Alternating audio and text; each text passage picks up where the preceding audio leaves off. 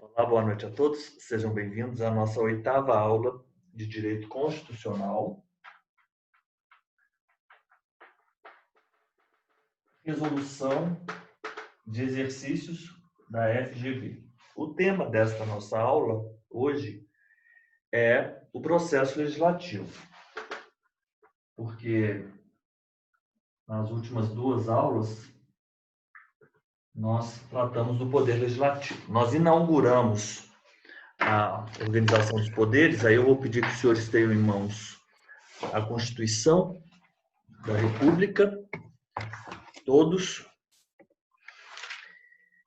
No título 4º, artigo 44, ele inaugura o Poder Legislativo. O título 4º, especificamente trata da organização dos poderes. Então, nós temos o Poder Legislativo, depois o Poder Executivo, que será a nossa próxima aula, o Poder Judiciário e as funções essenciais.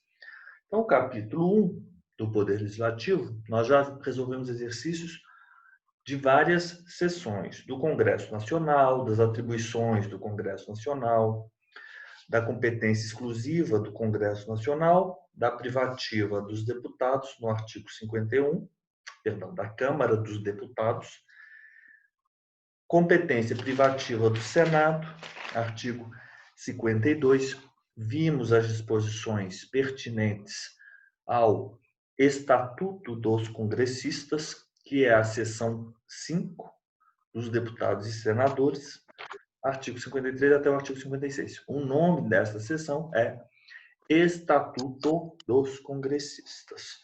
Também falamos sobre as reuniões e ontem, especificamente, tratamos aí das CPIs, né? Que são comissões tratadas no parágrafo 3º, com muita jurisprudência. Muito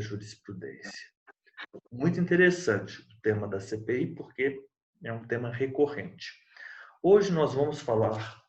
e também resolvemos as questões pertinentes à fiscalização contábil, financeira e orçamentária, né? Nós sabemos aqui no artigo 70 que compete ao Congresso Nacional, mediante controle externo, e o sistema de controle interno de cada um dos poderes. A fiscalização COFOP, contábil, orçamentária, financeira, operacional e patrimonial. E no artigo 71, nós temos elencadas todas as atribuições dos tribunais de contas. E aí a gente pode relembrar que o TCU, ele aprecia as contas do chefe do executivo. Porque a atribuição de julgar essas contas é do Congresso Nacional. Sustar, mudar, no 49, nono. Então, nós temos que ter em mente essa sutileza dessa divisão de atribuições. TCU, ele aprecia contas do chefe do executivo.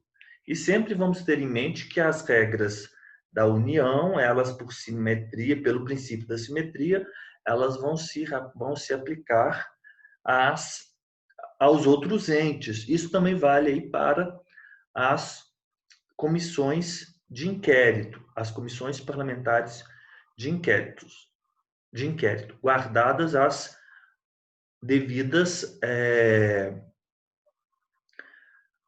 guardadas as especificidades de cada um dos entes. Eu falo daqui a pouco sobre um ponto específico da comissão da CPI. Ele aprecia, mas ele não julga, porque a competência, por exemplo, para julgar as contas do presidente é exclusiva do Congresso Nacional. Mas ele julga as contas dos outros administradores, no inciso 2. Observaram como é tênue? É isso. Todos os outros, e sejam eles participantes, integrantes, pertencentes à estrutura estatal, como pessoas que estão fora da estrutura estatal. Outros também que são dignos de nota são o 9, o 10, incisos, né? Estou me referindo, e o 11. ele susta a execução do ato impugnado. Ele susta a impugnação, ele susta a execução do ato. No caso de contrato, e aí você vai ter que conciliar com o parágrafo 1º. Em se tratando de contrato, o ato será adotado diretamente pelo Congresso Nacional. Ótimo. Só relembrando um ponto da CPI, porque quase tudo que se aplica à CPI, à comissão na esfera da União, aplicar-se-á às outras esferas. Nós temos que relembrar aquele quadro que nós fizemos ontem. É muito importante. Depois eu vou passar esse quadro para a Elise e para a Fernanda. Nós sabemos que, principalmente, que a quebra do sigilo de dados, ele é diferente da interceptação telefônica. Então, a CPI, ela pode sim determinar que se quebre o sigilo fiscal de dados e o sigilo telefônico. Isso quer dizer o seguinte: ela pode ter acesso às movimentações financeiras daquela pessoa que é investigada. Ela também pode ter acesso à informação para quem aquela pessoa ligou, de quem aquela pessoa recebeu uma ligação. Agora, o conteúdo da conversa, o nome disso, o nome que nós temos no direito é interceptação telefônica. Então, nós temos sempre que ter em mente que a quebra do sigilo de dados, a quebra do sigilo telefônico, ela diferencia-se da interceptação, porque a interceptação telefônica é o conteúdo, é a própria conversa. Nesse caso específico, sempre nós temos que atentar para a reserva de jurisdição. Um outro exemplo de reserva de jurisdição é a busca e a apreensão de documentos. Reserva de jurisdição, ela pode requerer uma busca de documentos no ambiente público, a CPI, mas ela não pode fazê-lo no escritório, correto? Ou então numa casa. Sempre vamos atentar para a reserva de jurisdição. Ótimo.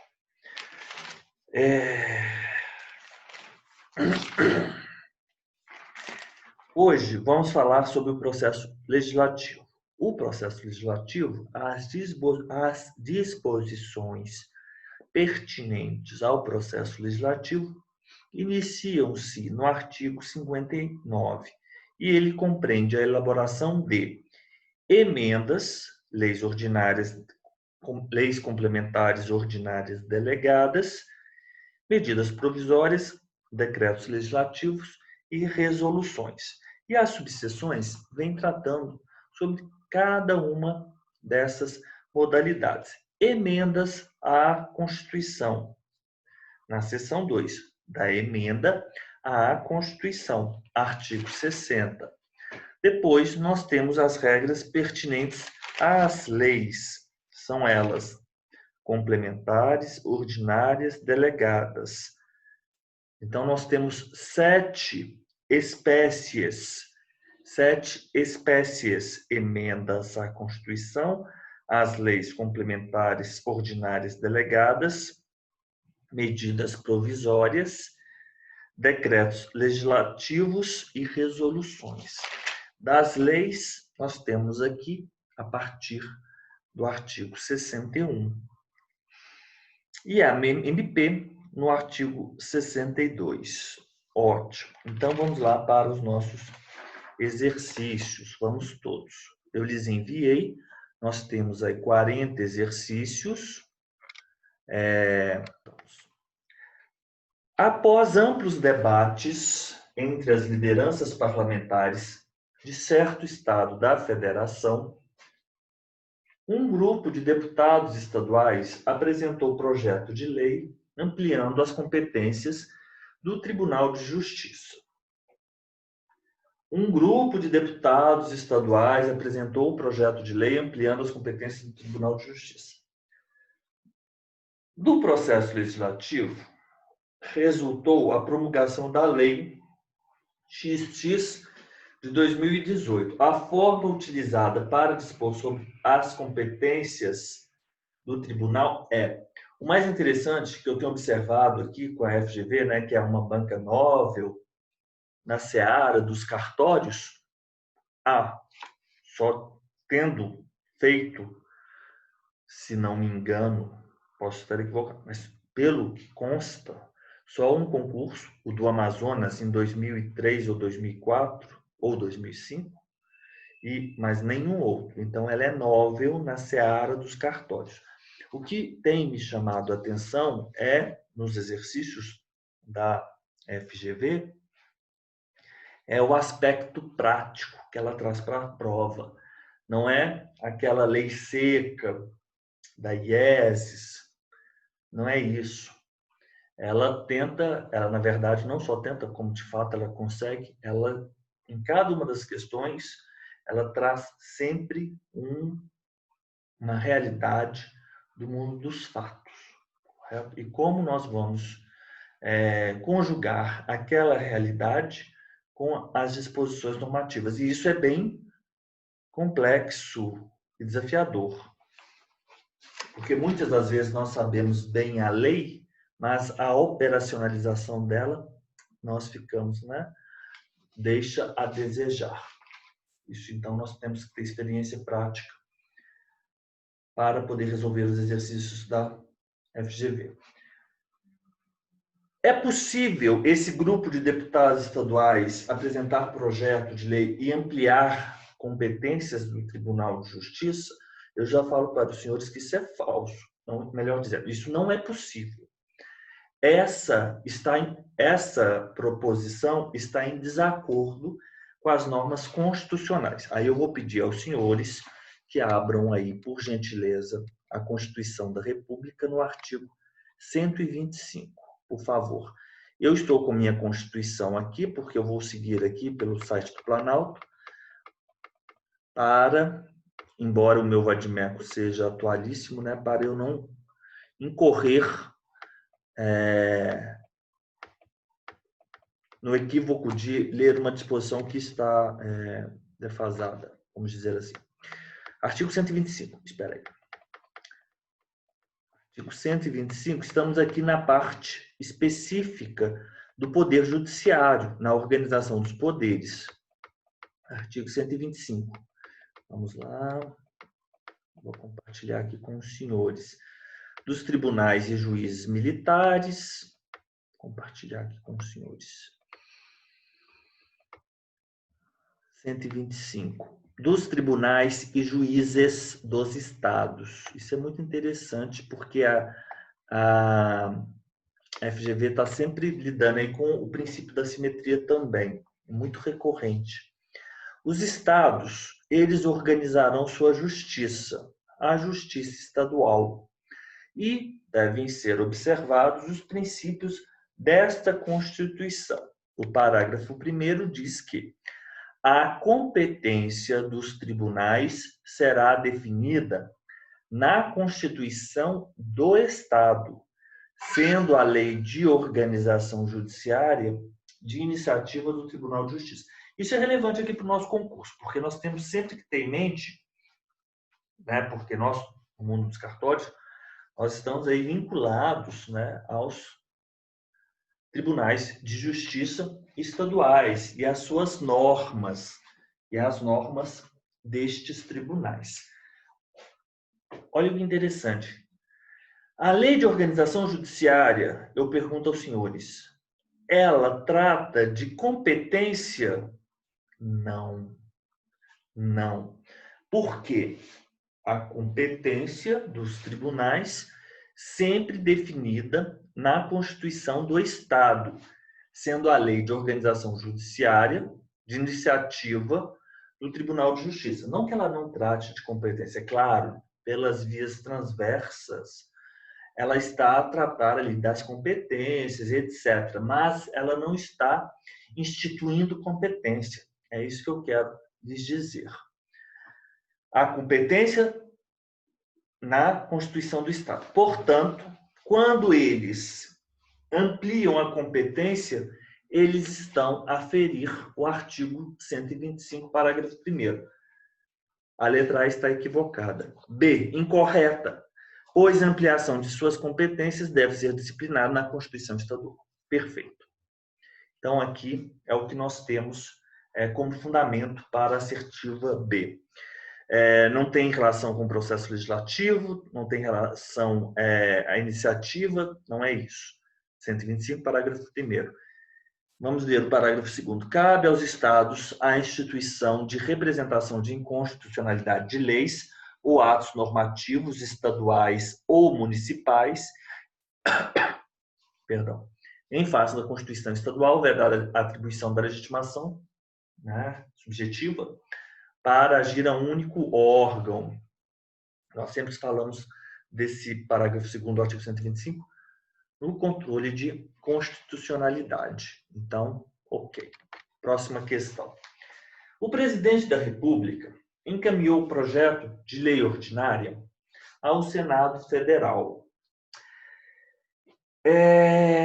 dispondo sobre a revisão geral anual da remuneração dos servidores públicos. O projeto foi aprovado pelo Senado Federal em sede inicial e pela Câmara dos Deputados em sede revisional, vamos dizer dessa maneira. Promulgado pelo presidente da República, sancionado e promulgado. Ao fim desse processo, foi publicado a lei. Ótimo. Não representa qualquer irregularidade? Esse processo legislativo, ele está evado, sim, de uma irregularidade. E, vamos lá, a iniciativa? Não se trata de vício de iniciativa. E eu vou justificar aos senhores com a leitura do artigo 37, inciso 10º. Então, por gentileza, acompanhe aí na Constituição dos senhores. Eu já vou lá no artigo 37.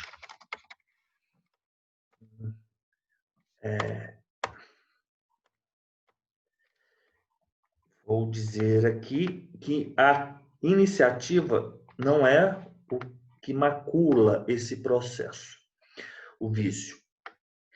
A remuneração dos servidores públicos e o subsídio, do parágrafo 4º do artigo 39, somente podem ser fixados ou alterados por lei específica, iniciativa privativa em cada caso do chefe do executivo, assegurada a revisão geral anual, sempre na mesma data e sem distinção de índice. A iniciativa está certa, porque a remuneração dos servidores, ele fala sobre a revisão geral da remuneração. A remuneração dos servidores e o subsídio poderão ser fixados ou alterados, então, observada a iniciativa privativa, assegurada a revisão geral anual, sempre na mesma data e sem distinção de índices. Ok. Só que a casa iniciadora não é o Senado. A casa iniciadora não é o Senado. Aí os senhores vão ter em mente o seguinte. Vamos lá para o artigo 61, 64. Essa é a primeira parte, que fundamenta a letra C, que é a resposta correta. Já lhes adianto, apresenta uma única irregularidade consistente na casa legislativa iniciadora. Então, fundamentamos com 37, 10. Agora vamos lá no artigo 61. O que diz o artigo 61? A iniciativa das leis complementares ou e ordinárias, o 37, 10º, ele se adequa, vamos dizer dessa maneira, ele se casa com o artigo 61. Sim, a iniciativa das leis complementares e ordinárias cabe a qualquer membro ou comissão da Câmara dos Deputados, do Senado Federal ou do Congresso Nacional, ao presidente da República, ao STF, aos tribunais superiores, PGR, cidadãos.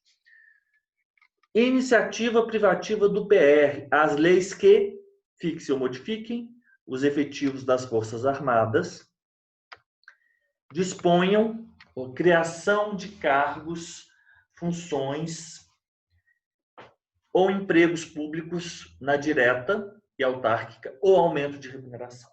Não é isso que não é disso que estamos a tratar? Sim. Iniciativa privativa do PR, na verdade, do chefe do executivo, porque vamos sempre ter em mente o que ocorre no estado e também o que ocorre no município. Me veio aqui uma informação relevante, eu sei que não tem nada a ver com isso que eu estou a dizer agora, mas a CPI, no âmbito municipal, ela não pode quebrar dados. Ela não pode quebrar dados. Nós vimos isso aí em um dos julgados. O sigilo, nenhuma delas pode, mas quebrar dados telefônicos não pode. Nós temos um julgado lá no STF, nós vimos isso ontem. Ok. 61. Iniciativa privativa do chefe do executivo. E o 64, parágrafo 2º. O que diz o 64, parágrafo 2º? Os senhores vão ter em mente o seguinte, que o Senado ele é a casa iniciadora só na hipótese de lei de iniciativa de algum dos senadores ou de alguma de suas comissões. A regra geral não é o Senado ser casa iniciadora. A casa iniciadora é sempre a Câmara dos Deputados, inclusive nesse caso. Por isso, o projeto não poderia ter sido aprovado pelo Senado como casa iniciadora e revisto pela Câmara dos Deputados, que é o que se infere com a leitura do caput do artigo da questão 2. Enfim, eu sei que isso pode ser controverso, porque aqui não disse nada disso. Mas essa é a conclusão que nós temos aí da resposta, do enunciado e das assertivas. Tudo bem? Vamos lá. O que eu quero dizer é o seguinte, aqui não ficou óbvio que iniciou-se pelo Senado, mas iniciou-se pelo Senado, porque a Casa Legislativa, na resposta, ficou como a resposta ficou sendo a letra C, tratando da iniciativa, da Casa Iniciadora, Casa Legislativa Iniciadora. Artigo 64. A discussão e votação dos projetos de lei de iniciativa do PR, do STF e dos tribunais superiores terão início na Câmara dos Deputados. Correto? E o presidente... Ok. Estamos juntos? 2, letra C. 3. Determinada lei federal foi resultado do seguinte processo legislativo. O presidente da República encaminhou o projeto de lei ao Congresso Nacional. Tudo bem. O Senado atuou como casa iniciadora e a Câmara dos Deputados como casa revisora. Já vi que está em confronto, em dissonância com o que diz o artigo 64. A discussão e votação dos projetos de lei de iniciativa do PR, do STF, Tribunais Superiores, terão início na Câmara dos Deputados. Então, o 2 aí já está equivocado. 3. O projeto aprovado em ambas casas foi sancionado pelo presidente do Congresso Nacional, absolutamente equivocado. Então, nós temos, para fundamentar essa questão, a 2 e a 3 estão equivocados. Vamos lá, no artigo 61. A iniciativa das leis cabe qualquer membro ou comissão da Câmara dos Deputados, do Senado Federal, do Congresso Nacional, ao presidente da República, ao STF e aos tribunais superiores, ao PGR e aos cidadãos. Então, os senhores sempre vão ter em mente o artigo 61 como o artigo que define a iniciativa das leis. Iniciativa leis, sejam elas leis complementares, sejam elas leis ordinárias. Então, nós vamos colocar aqui, membro, qualquer comissão, qualquer membro, qualquer comissão da Câmara, do Senado, do Congresso Nacional.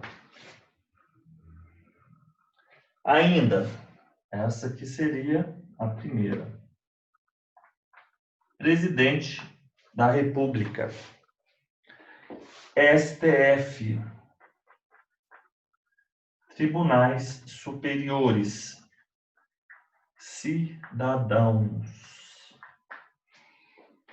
A iniciativa, portanto, das leis, sejam elas complementares ou ordinárias, qualquer membro ou qualquer comissão, Câmara, Senado, Congresso Nacional, Presidente da República, STF, Tribunais Superiores.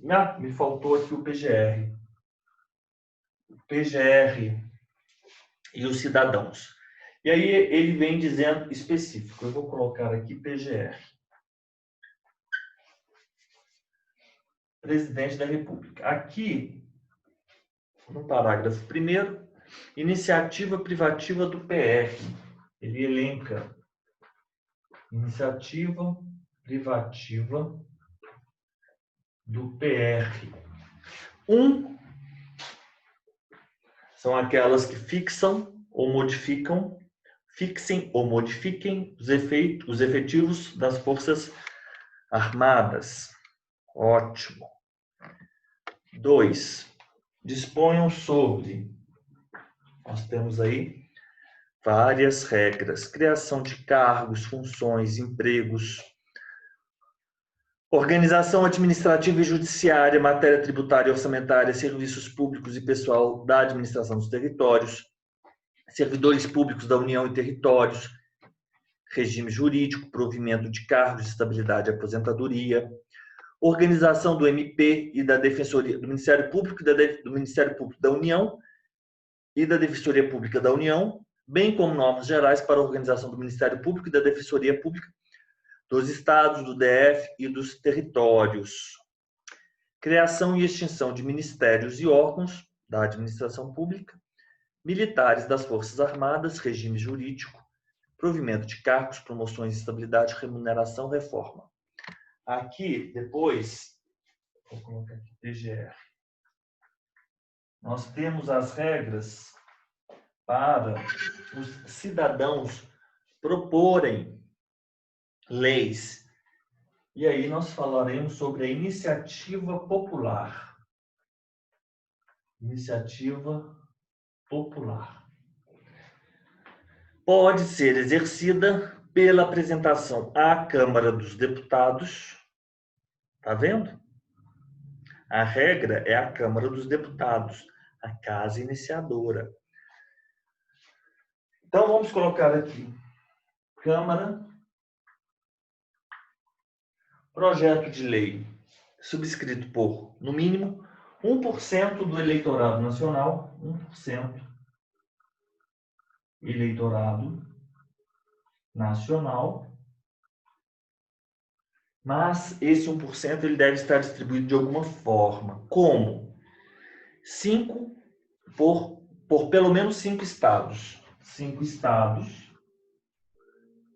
5 estados. E ainda não menos de 0,3% dos eleitores de cada um deles. Ó, 0,3% é isso aqui. Tudo bem? 0,3 é 0,3% em cada um deles. Não pode ter menos que isso. Eu não posso, por exemplo, ter todos em São Paulo e um eleitor em Minas, um no Rio de Janeiro e um no Espírito Santo. Não posso. Eu tenho que ter, no mínimo, em cada um deles, 0,3%. ou 0,3% dos eleitores daqueles estados. Ótimo. Estamos conversados. Eu vou parar a gravação para eu tirar a foto aqui do quadro. Só um minutinho. Já voltei a nossa gravação. Ótimo. Vamos aqui para a nossa questão 3. Nós já vimos, então, que as fases irregulares são a fase 2 e 3. Ótimo. Agora vamos lá para o 4.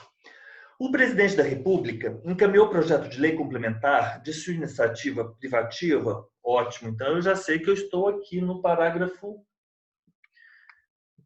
primeiro, no inciso, parágrafo primeiro. Deixa-me ver. Exato, do artigo 61, sim. É porque os incisos estão no parágrafo, né? Exatamente isso. Ele encaminhou um projeto de lei complementar de sua iniciativa privativa ao Senado Federal, o qual foi aprovado pela maioria absoluta dos membros da Casa Legislativa, sendo ato contínuo remetido à Câmara dos Deputados. Mais uma vez. A Casa Revisora, também por maioria absoluta, aprovou emendas de redação, mas sem comprometer a essência do projeto. O projeto, por fim, foi encaminhado ao PR, que sancionou e promulgou. Sobre a narrativa acima, com base na sistemática constitucional afeta ao processo legislativo, assinale a correta. Artigo 64, nós vamos ter que mencionar, nós temos aqui uma irregularidade a respeito da casa iniciadora. Então, eu vou aqui vou compartilhar com os senhores o artigo 64, que nos diz que a discussão e votação dos projetos de lei de iniciativa do PR terá início na Câmara dos Deputados. Apresenta irregularidade em relação à casa iniciadora, letra B. Letra B. O artigo 66 eu também marquei como a casa na qual tenha sido concluída a votação enviará o projeto de lei ao presidente da República, que, aquecendo, sancionará. Ok. Se o presidente da República considerar o projeto, no todo ou em parte inconstitucional ou contrário ao interesse público, vetá-lo-á, total ou parcialmente, no prazo de 15 dias úteis da data do seu recebimento e comunicará dentro de 48 horas ao presidente do Senado os motivos do veto. Aí nós temos regras aqui pertinentes ao veto. Ok. E temos uma DI também, que é a 2238. Deixa-me ver o que diz essa DI. A 2238.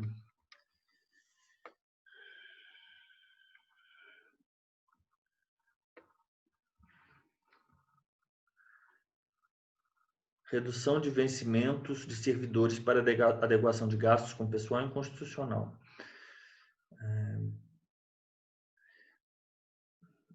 Não tem relação com isso. Enfim, isso diz outra coisa. Não tem relação. Professor, mas esse tema da redução é bem atual, né? O julgamento foi em fevereiro de 2019. Aqui, de qualquer forma, eu vou ler essa disposição, mas eu não sei por que eu trouxe à baila essa DI aqui, mas tudo bem. Por maioria de votos, o plenário do STF declarou inconstitucional qualquer interpretação de dispositivos da Lei de Responsabilidade Fiscal que permita a redução de vencimentos de servidores públicos para adequação de despesas com pessoal. Na sessão dessa quarta, 24, isso é de 2019. Não, 24 de junho de 2020. Saiu do forno isso aqui agora. O colegiado concluiu o julgamento da DI, ajuizada pelo PCB, PCdoB, pelo PT e pelo PSB. O dispositivo declarado inconstitucional é o parágrafo 2º do artigo 23 da Lei de Responsabilidade Fiscal. O dispositivo faculta a redução temporária da jornada de trabalho com adequação dos vencimentos à nova carga horária, caso sejam ultrapassados os limites definidos na lei para despesa com pessoal nas diversas esferas do poder público para a maioria dos ministros. A possibilidade de redução fere o princípio da irredutibilidade salarial. Exatamente. Ok. Então, temos esse julgamento. Vamos fazer o nosso intervalo de 10 minutos e nós voltamos aqui para a nossa segunda parte, tá bom? Questão 5. Sensibilizado com as dificuldades enfrentadas pelos servidores públicos que são vinculados ao Poder Executivo, Um grupo de parlamentares apresentou um projeto de lei criando uma gratificação de produtividade para os servidores. O projeto foi aprovado pela Assembleia Legislativa e sancionado pelo governador do Estado, dando origem à Lei 456. À luz das normas constitucionais afetas ao processo legislativo e do princípio da simetria, é correto afirmar que a Lei 456 é ó. Nós já falamos sobre isso. Voltamos lá na Constituição, no artigo 37º, 37º, perdão. A gente, depois de algum tempo, já fica meio maluco. O artigo já cria mais novas palavras. Artigo 37. Vamos lá.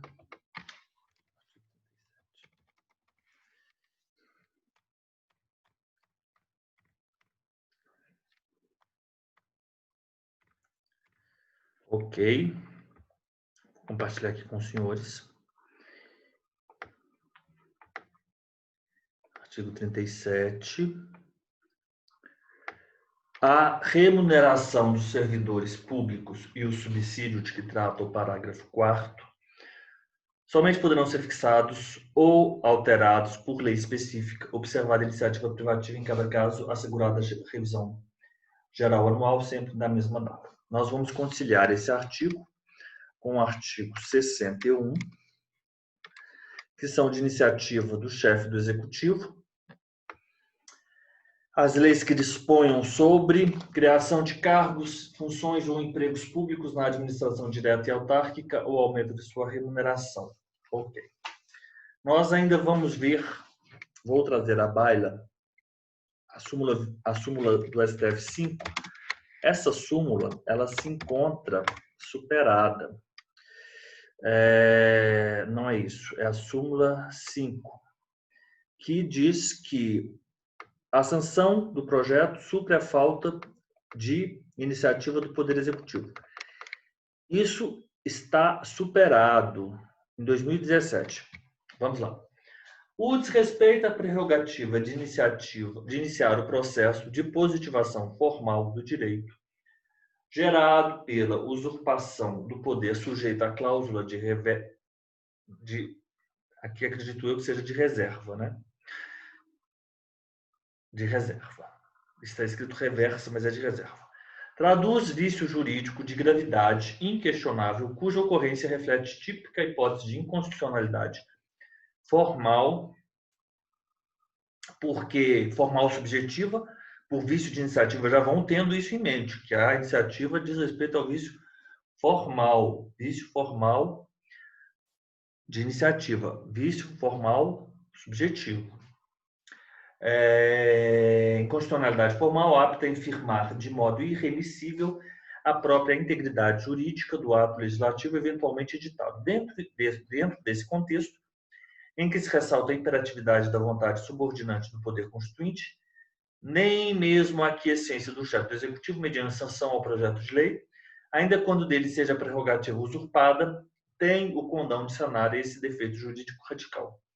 Por isso mesmo, a tese da convalidação das leis resultantes do procedimento inconstitucional de usurpação, ainda que admitida, né, por essa Corte sob a Constituição de 46, que é a súmula 5, não mais prevalece, repudiada que foi, seja em face do magistério da doutrina, seja ainda em razão da jurisprudência dos tribunais, inclusive a desta Corte.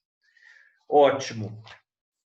Então, nós temos todos esses elementos, 37, 10º, 61, parágrafo 1º, e a súmula, a superação da nossa súmula.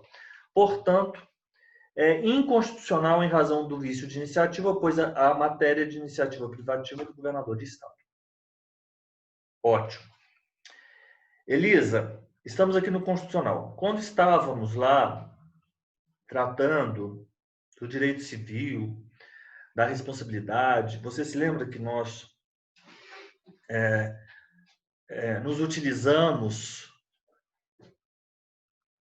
da jurisprudência em tese do STJ, que é uma ferramenta imprescindível, É né? muito, muito, muito válida, imprescindível mesmo, professor. A Imprescindível. depender da banca, é incontornável o estudo.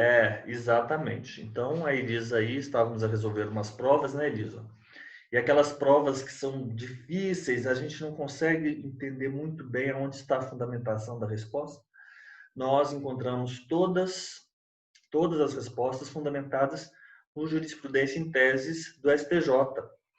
E aqui, Elisa, quando você estiver aí elaborando aí os seus pareceres, você não pode deixar de pesquisar aqui no site do STF, não só aqui as súmulas e os informativos, mas principalmente a Constituição comentada pelo STF.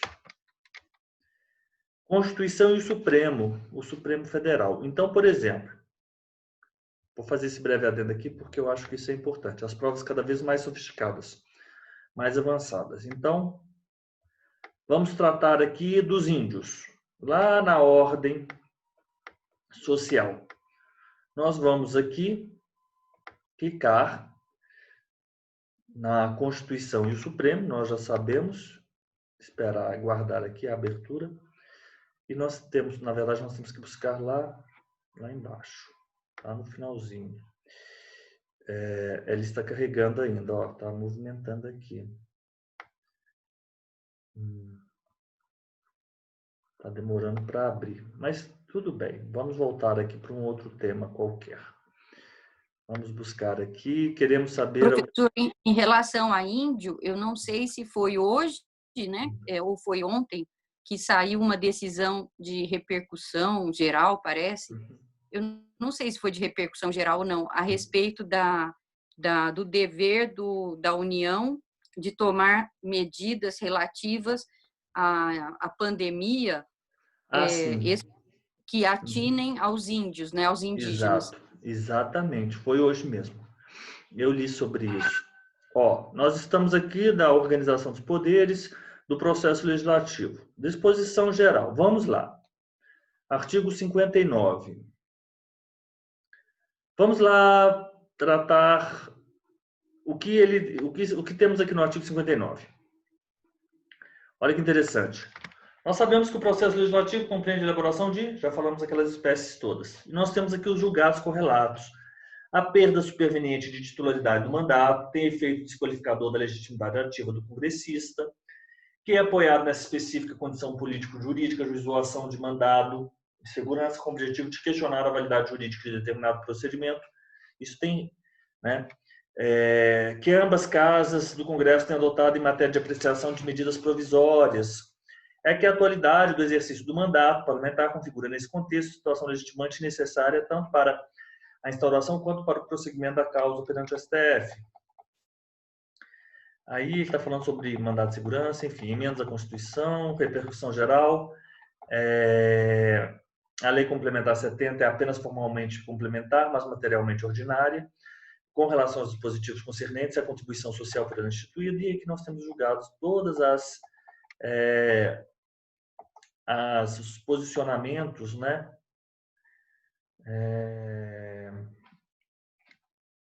Pertinente a esse conteúdo do STF. Por exemplo, esse aqui é um clássico.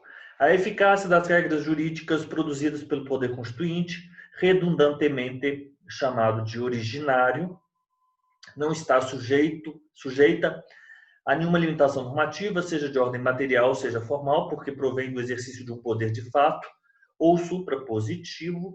Já as normas produzidas pelo Poder Reformador, essas têm sua validez e eficácia condicionadas à legitimação que recebam da ordem constitucional. Daí é necessária obediência das emendas constitucionais às chamadas cláusulas pétreas. Ótimo.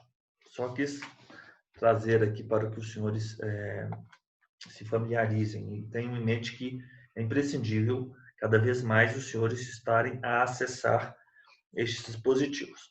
6. Após solicitação, portanto, a 5, letra B.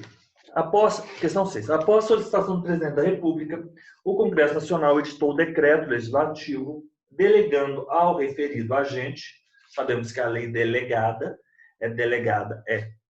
foi delegado, porque foi ao presidente delegado pelo Congresso Nacional. Uma das espécies normativas elencadas na Constituição. Ele, após a solicitação do presidente da República, o Congresso Nacional editou o decreto legislativo. Então, a delegação se dá por meio de um decreto legislativo. Então, o Congresso Nacional delega ao chefe do Executivo, mediante um decreto legislativo, para que ele se manifeste através de uma lei delegada, né? Para que ele regulamente através de uma lei delegada. Competência para editar a LOA, cujo teor seria o mais adequado à superação da situação de crise econômica, devendo observar os balizamentos estabelecidos pela LDO, considerando os balizamentos a serem observados no processo legislativo, a referida narrativa é. Vamos trazer aqui, então, as disposições que temos que abordar em se tratando de lei delegada. A lei delegada, como eu disse aos senhores, eu vou compartilhar aqui com os senhores, no artigo 59 é uma das espécies normativa. Partimos daí. 59, inciso 4º. Ótimo. Adiante. Das leis, aí nós temos a iniciativa, o 62 fala sobre as medidas provisórias, várias disposições, os parágrafos. O artigo 64 fala da Câmara, do início, né, aonde a discussão e votação aonde da lei, do projeto de lei, terá início, onde terá início, na verdade. 66, 67, 68. As leis delegadas, e essa autorização ocorre por um decreto legislativo, que não confunde, obviamente, com a lei delegada. As leis delegadas, elas serão elaboradas pelo presidente da República, que deverá solicitar a delegação ao Congresso Nacional. Não serão objeto de delegação os atos de competência exclusiva do Congresso Nacional ou os de competência privativa da Câmara dos Deputados ou do Senado Federal. E aí, ele está a dizer de quais artigos? 49, vocês têm que ter a Constituição em mãos. 51, 52.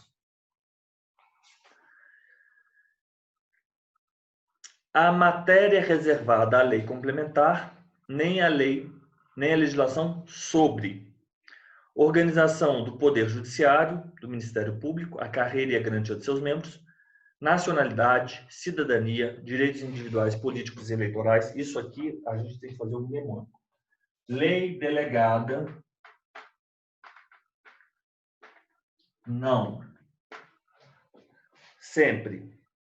Nacionalidade, cidadania, direitos individuais, direitos políticos, direitos eleitorais. Esse é o primeiro. E ainda, que é o fundamento da nossa resposta, planos plurianuais, diretrizes orçamentárias e orçamentos. E nesse ponto é que nós confrontamos com o que não pode ser tratado por MP. Então, vamos aqui voltar no artigo 62, antes de continuarmos aqui no artigo 68. Temos que fazer esse quadro comparativo, imprescindível.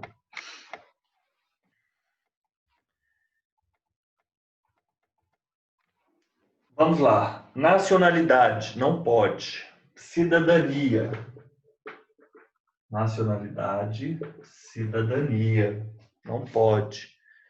Aqui ele fala direitos individuais, não pode por lei delegada. Aqui nesse momento ele vai falar direitos individuais, direitos políticos E peraí. Eu tenho que escrever aqui porque eu sempre me confundo aqui, porque é muito específico. Vou escrever aqui nacionalidade. Vai ser melhor fazer dessa forma. A nacionalidade, cidadania, direitos políticos,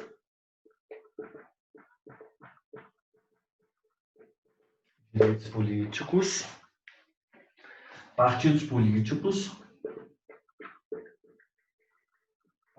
políticos, nacionalidade, cidadania, direitos políticos, partidos políticos, direito eleitoral.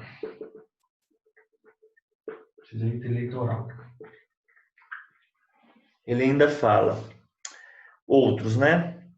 Direito penal, processual penal e processual civil. Direito penal, processual penal, processual civil,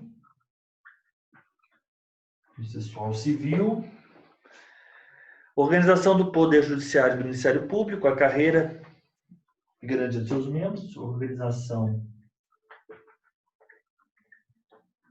Poder Judiciário e do Ministério Público, a carreira e a garantia de seus membros e os planos plurianuais,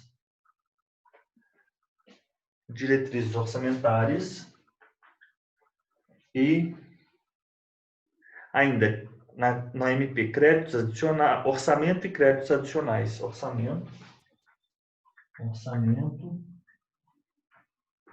créditos adicionais e créditos suplementares. Ótimo. Vamos lá para a lei delegada, lá no artigo 68. Fazer esse quadro de forma melhor. Essa organização do Poder Judiciário e do MP, nós temos aqui também a mesma coisa. Organização do Poder Judiciário do MP. Ok. Aqui nós temos também planos plurianuais, a mesma coisa. Diretrizes orçamentárias, a mesma coisa. E aqui ele fala orçamentos. Ótimo.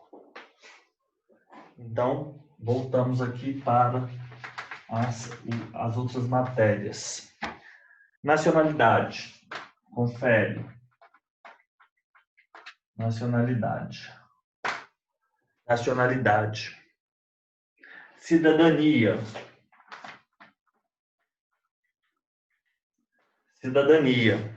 Ainda. Direitos individuais.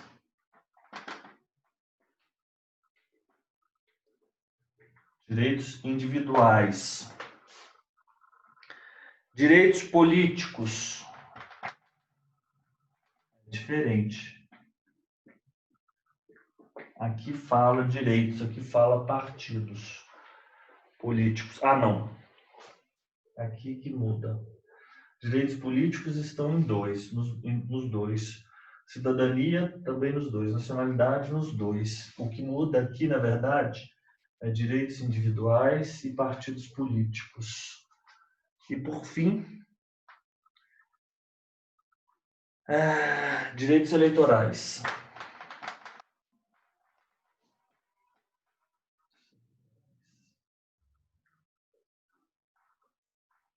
Direito eleitoral. Então é isso. A MP não pode ainda sobre outras matérias, né? Mas esse é o quadro que nós temos que ter em mente. Nacionalidade, cidadania. E por incrível que pareça, há algumas bancas maldosas que fazem essa alteração aqui. Direitos individuais. A MP, a princípio, poderia se tratar de direitos individuais, sim. A lei delegada, por sua vez, poderia tratar de partidos políticos. Bem, mas eu acho que aí se enquadraria no direito eleitoral ou nos direitos políticos, a depender do conteúdo. Mas vamos nos ater à letra seca da lei e ter essa distinção. Voltamos aqui para as nossas considerações.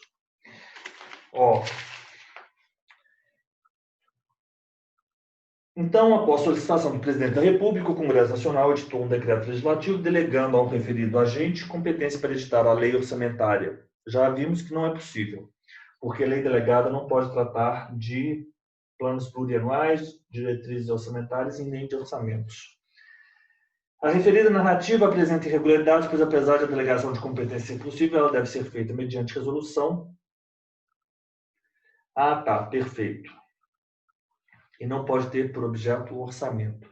A delegação é por resolução, não é por orçamento, porque inclusive fala aqui mesmo que a delegação, no parágrafo 3º, a delegação é por resolução, perdão.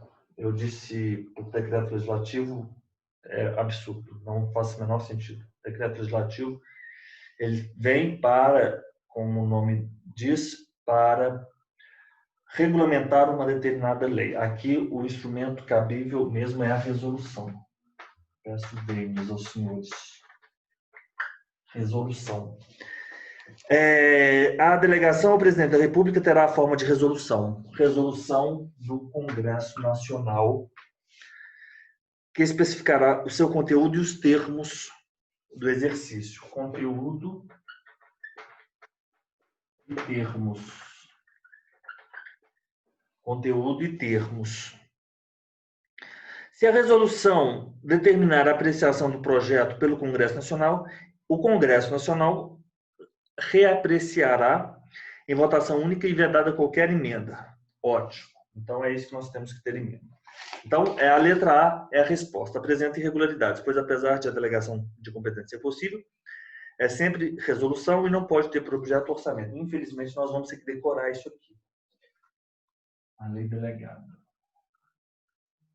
Acho bem, esse quadro tem que ficar aí com os senhores sobre a mesa, na parede aí dos senhores, para que os senhores memorizem. Então, eu vou tirar aqui uma foto.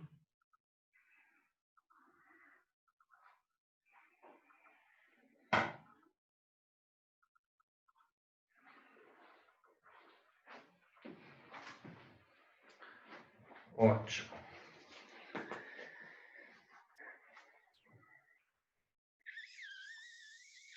Eu ainda gostaria de indicar-lhes o artigo 49, que traz a competência exclusiva do Congresso Nacional, inciso 5º, sustar os atos normativos, portanto, é da competência exclusiva do Congresso Nacional, ainda nesse âmbito.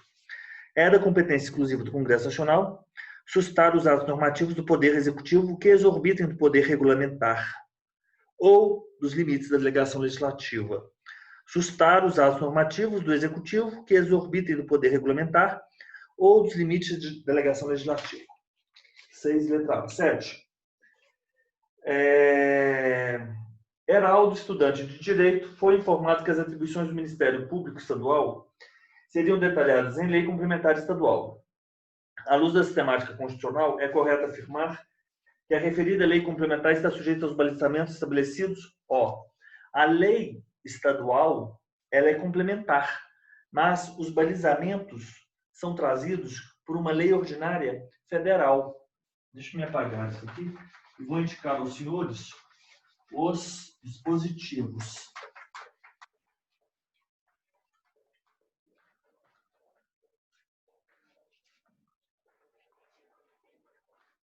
Vamos lá. Vamos lá no artigo, acho que eu vou voltar aqui no Planalto mesmo, no site. Artigo 128, nós temos que ter em mente o artigo 128. O parágrafo 5º. O Ministério Público abrange leis complementares da União e dos Estados, cuja iniciativa é facultada aos respectivos procuradores gerais. Se lembram que o PGR a ele não é conferida a iniciativa de leis ordinárias ou complementares? Artigo... deixa eu compartilhar aqui com os senhores. Share screen. Vamos lá. Leis complementares da União e dos Estados, cuja iniciativa é facultada aos respectivos procuradores gerais, estabelecerão a organização, as atribuições e o estatuto de cada Ministério Público, observadas relativamente a seus membros. Ótimo. Então, vamos conciliar o artigo 128, parágrafo 5º, que trata das leis complementares da União,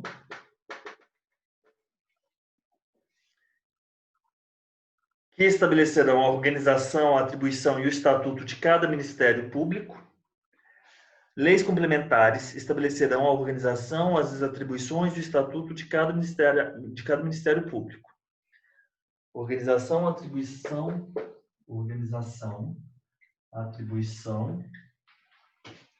estatuto.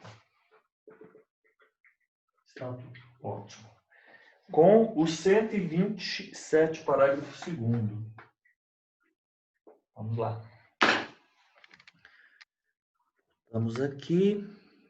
O Ministério Público abrange o MPU, o MPF, o MPT, o MPM, o Ministério Público do Distrito Federal e Territórios e o Ministério Público dos Estados.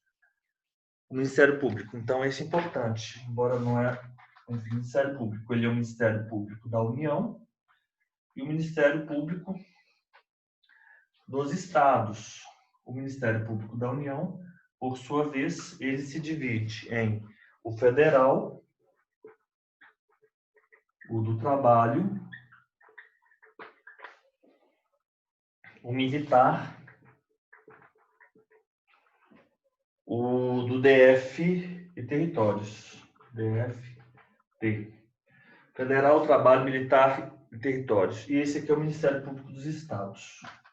E aí nós temos no parágrafo 5º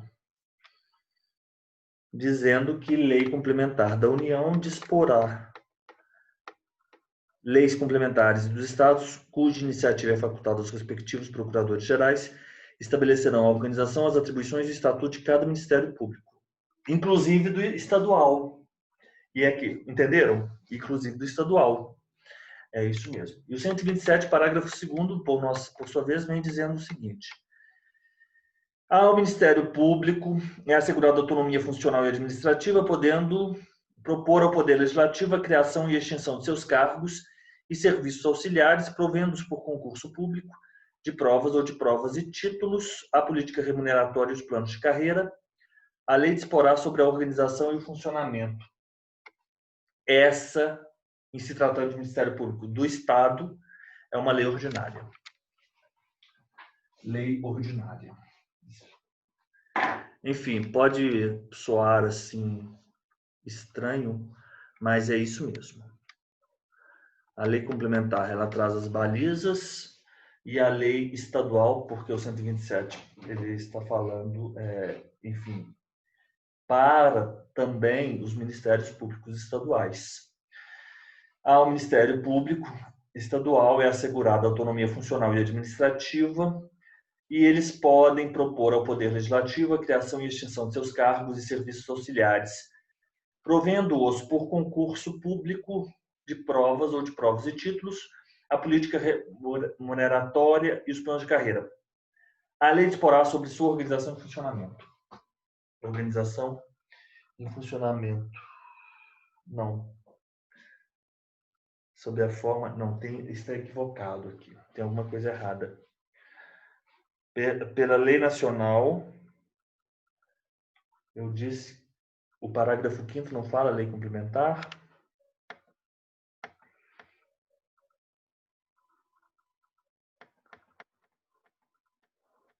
Professor, eu acho que está falando de lei complementar no artigo 22, parágrafo único, quando fala que lei complementar poderá autorizar os estados a legislar sobre questões específicas. Será que é isso? Não, deixa eu ver o gabarito dessa questão aqui. Isso aqui, o gabarito dessa questão foi questão 7. Foi letra B. A lei nacional é editada pela União sob a forma de lei ordinária. Artigo 128, mas aí, enfim, isso está equivocado com a resposta equivocada com a Constituição. Porque leis complementares da União dos Estados estabelecerão a organização, as atribuições e o estatuto de cada Ministério Público. A não ser que esse parágrafo quinto está a dizer só do Ministério Público da União. E as balizas estariam... Essa é uma outra interpretação. A lei disporá sobre organização e funcionamento. São o Ministério Público, provendo-os por concurso público de provas ou de provas e títulos. Ó, aqui então, essa lei complementar é só para os Ministérios Públicos da União. O que se deve ter em mente, isso eu afirmo ao senhor categoricamente. As leis complementares, elas vão tratar sobre organização, atribuição e estatuto. Vou tirar aqui. Mas obedecendo ao balizamento de uma lei ordinária nacional.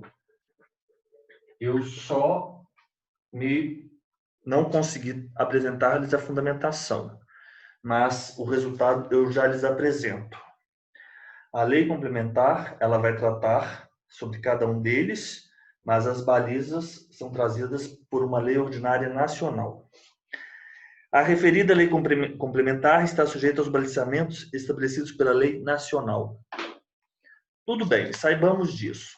Como o Ministério Público aqui não é a nossa seara, nós vamos nos dar ao luxo de irmos adiante e ficarmos aí, enfim, vou pedir vênias aos senhores relativamente a esse fundamento. Tudo bem? 8. Considerando o processo legislativo previsto na Constituição da República e a observância dos demais requisitos exigidos sobre a tramitação de um projeto de lei orgânica municipal, analise os itens a seguir. Lei orgânica municipal. Onde estamos a tratar da lei orgânica municipal? Lá no artigo 29. Vamos lá no artigo 29. O município reger-se-á. Eu nem vou fazer esse quadro aqui para os senhores.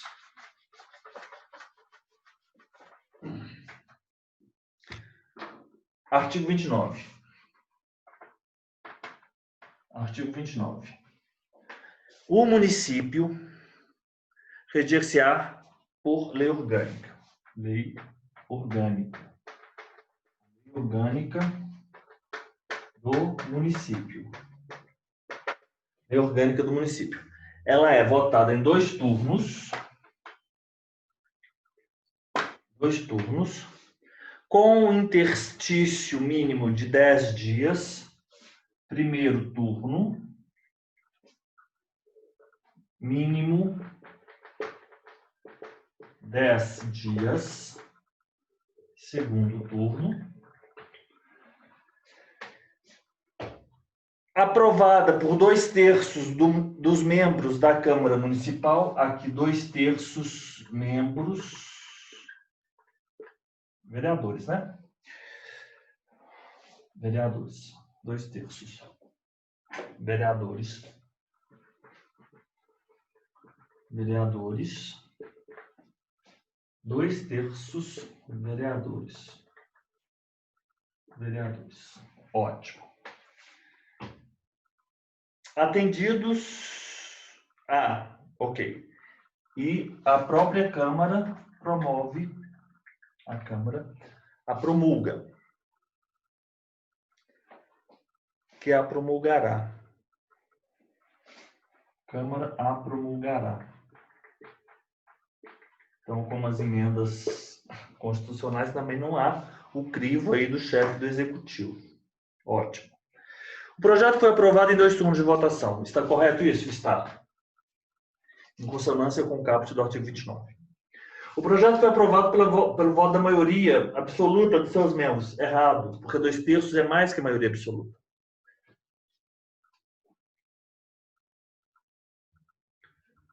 2/3. Isso está errado. O projeto, ao final, foi sancionado pelo prefeito municipal. Não há que se falar em sanção pelo prefeito municipal. Não há sanção, a promulgação é direto pela Câmara dos Vereadores. Portanto, letra D, 1 apenas está correto.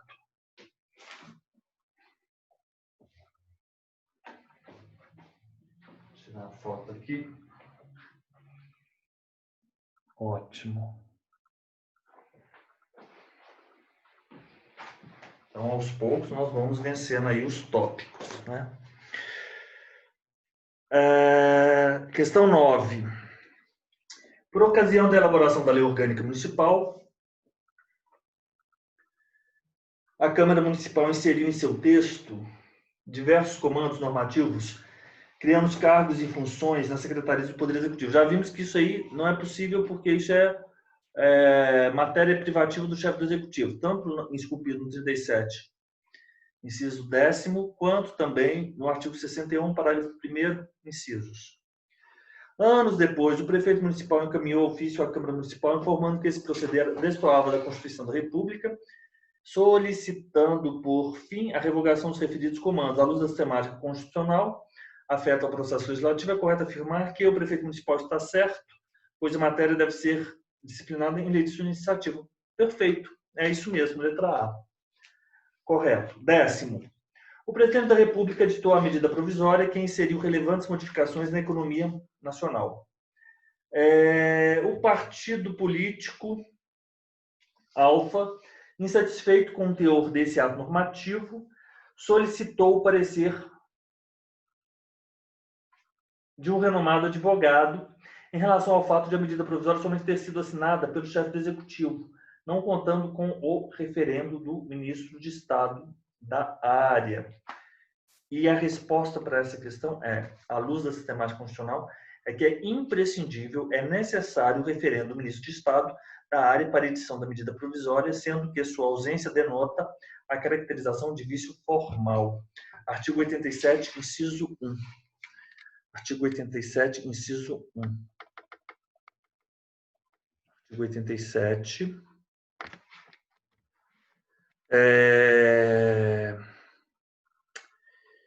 Essa parte. Os ministros de Estado serão escolhidos dentre brasileiros maiores de 21 anos e no exercício dos direitos políticos. Compete ao ministro de Estado, além de outras atribuições estabelecidas nessa Constituição e na lei, exercer a orientação, coordenação e supervisão dos órgãos e entidades da administração federal na área de sua competência e referendar os atos e decretos assinados pelo PR, Presidente da República. Referendar os atos pelo PR. Eu separei aqui a fundamentação dada pela FGV para a assertiva letra E. Questão 10.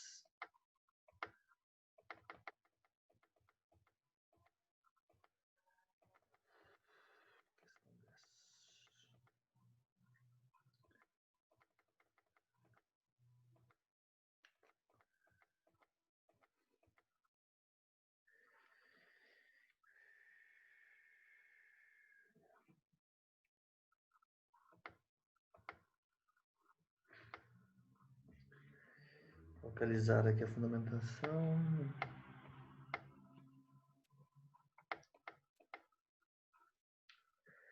Na sistemática da Constituição de 1988, diz a FGV, os ministros de Estado vão tendo em mente aí as disposições que eu vou lhes mencionar. Por força do 87, parágrafo único, inciso 1, devem referendar os atos e decretos assinados pelo Presidente da República. Os ministros, portanto, devem referendar todos os atos de competência do Presidente da República. Decretos, medidas provisórias, sanção das leis. No questionamento formulado, o Presidente da República editou uma MP sem o referendo do Ministro de Estado da área. De acordo com o gabarito oficial, era necessário o referendo do Ministro de Estado, sendo a ausência caracterização de vício formal. O gabarito, como se constata, está em perfeita harmonia com a sistemática constitucional, pois não foi cumprida uma exigência de ordem formal. Deve-se ressaltar ainda que o questionamento e o gabarito em nenhum momento incursionaram na temática da validade ou não da medida provisória, que não contou com um referendo ministerial. O objetivo do questionamento era de avaliar se os candidatos tinham ou não conhecimento da exigência constitucional de referendo ministerial. Ok. Então, é isso. Não vamos discutir com a banca. Vamos resolver e eu vou resolver mais uma questão. 11.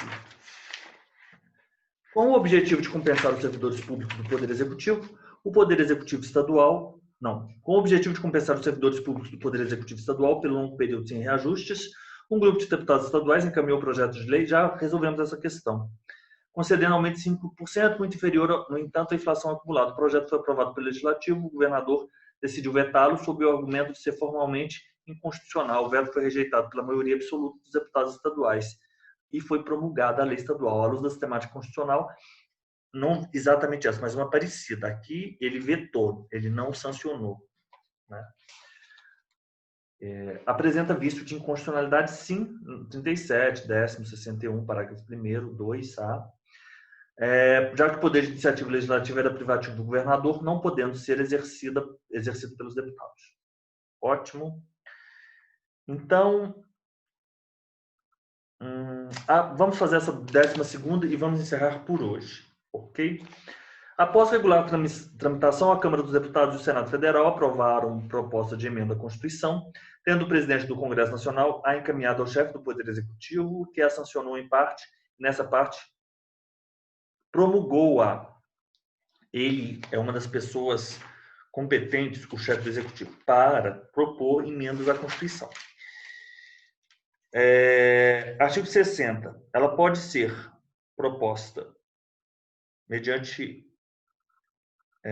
requerimento, né, ou proposta mesmo, de 1/3, no mínimo, dos membros da Câmara dos Deputados ou do Senado Federal, do presidente da República, de mais da metade das Assembleias Legislativas das unidades da Federação, manifestando-se cada uma delas pela maioria relativa de seus membros. Ótimo. É muito importante esse artigo 60. Por considerar que o processo legislativo adotado destoara daquele previsto, o partido político solicitou ao STF que o STF reconhecesse a existência de vício formal na emenda constitucional. A luz da narrativa, não tem razão, isso é falso. Foi plenamente regular, absolutamente equivocado. Letra A. B. Tem razão, já que o STF e o Senado possuem competência para discutir e votar as propostas de emenda constitucional. Não, isso aqui à luz, o partido político tem razão, já que somente o Senado Federal, falso. Por quê? Ela será discutida e votada em cada casa do Congresso, na Câmara e no Senado. Parágrafo 2º. Falso, letra B. Tem razão, já que a atuação do presidente da República deveria ter se limitado à sanção. Absolutamente equivocado. Não há sanção, porque do chefe do Executivo. Parágrafo 3º. A emenda à Constituição será promulgada pelas mesas da Câmara dos Deputados e do Senado Federal com o respectivo número de ordem. Tem razão, já que a atuação do presidente da República deveria ter se limitado à promulgação muito menos. Pela Câmara, pelas mesas da Câmara e do Senado. Pelas mesas da Câmara e do Senado. Tem razão, já que a emenda deveria ter sido promulgada pelas mesas, sem qualquer participação do presidente da República. 12, letra E. 12, letra E. Então, vamos encerrar a nossa aula aqui, por hoje, o nosso processo legislativo. E eu vou parar a gravação agora.